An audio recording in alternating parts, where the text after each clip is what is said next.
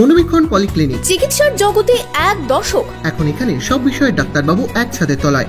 Phone করুন 7477799515 এই নম্বরে। এক নাগারে বৃষ্টিতে ভেসেছে চাষের জমি, জলের তলায় সবজি, ঝোড়ো হাওয়ার দাপটে নুয়ে পড়েছে শাকসবজির চারা। পুজোর মুখে লাভের আশা ভেস্তে গেল মুর্শিদাবাদের হরিহারপাড়ার সবজি চাষিদের। চরম আর্থিক ক্ষতির আশঙ্কা।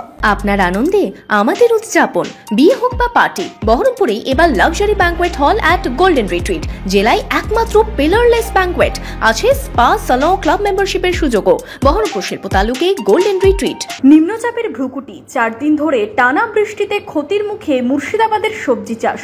হরিহরপাড়ার দস্তুরপাড়ার বিস্তীর্ণ এলাকায় চাষের জমি বৃষ্টির জলে ডুবেছে। ঝোড়ো হাওয়া এবং বৃষ্টিপাতের কারণেই ব্যাপক ক্ষতি হয়েছে সবজি চাষে। আগাম শীতকালীন সবজি চাষ করেছেন চাষিরা। জমিতে রয়েছে ফুলকপি, বাঁধাকপি, লঙ্কা, পালং। পুজোর আগে লাভের আশায় বিভিন্ন ধরনের সবজি চাষ করেছেন এই এলাকার চাষিরা। চাষের জমিতে জল জমায় পচন ধরেছে গাছে। বিঘের পর বিঘে জমির সবজি ক্ষতিগ্রস্ত। গোটা মাঠের জল জমে যাওয়ার কারণে এই যে ধনের অবস্থা, মরে গেছে, ছাল পচে। এখন ব্যাপার হচ্ছে যে এত টাকা খরচা করে হারভেস্টিংয়ের সময় চাষি অক্ষম হয়ে গেল। চাষি অক্ষম মানেই তো শেষ সেই চাষি। তো তার জন্য কিছু সাহায্য বা কিছু যদি সরকার থেকে পাওয়া যেত তো কিছু চাষি বাঁচত। শুধু ধনে না, এই মাঠটাতে অনেক কফি আছে, লঙ্কা আছে, কলা আছে, সবগুলাই ক্ষতিগ্রস্ত 3-4 দিন লাগাতার বৃষ্টির কারণে। 4 দিন ধরে অনর্গল বৃষ্টি হয়েছে, হ্যাঁ, সারাদিন। তার জন্য এই কফির গাছের গোড়াগুলো পচে গেছে। এখন এই দামি ফসল হয়তো দাম পাবো বলে লাগানো হয়েছিল, এখন সব প্রায় শেষ হয়ে গেল।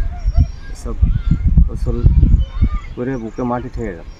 সামনে পুজোর সময় দাম পাবো বলে করে সব শেষ। চাষিরা বলছেন প্রায় 15 কেজি বীজ এবং সার, কীটনাশক কিনতে খরচ হয়েছে প্রায় 1007 টাকা। এছাড়াও দৈনন্দিন পরিচর্যার ক্ষেত্রেও খরচ হয়েছে 1500 টাকা।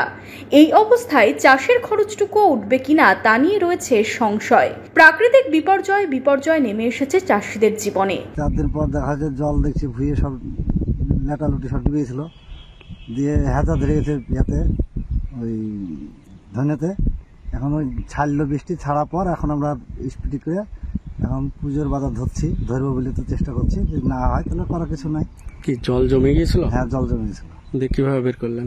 এই সব কেটে বের করলাম, দিয়ে এখন দেখা যাচ্ছে হাজা লেগে যাবে বলে এখন দেখা আছে বৃষ্টি দিয়ে যদি বাঁচাতে পারা যায় তো সামনে পুজোর বাজার আছে, সেটা আমি চেষ্টা করছি।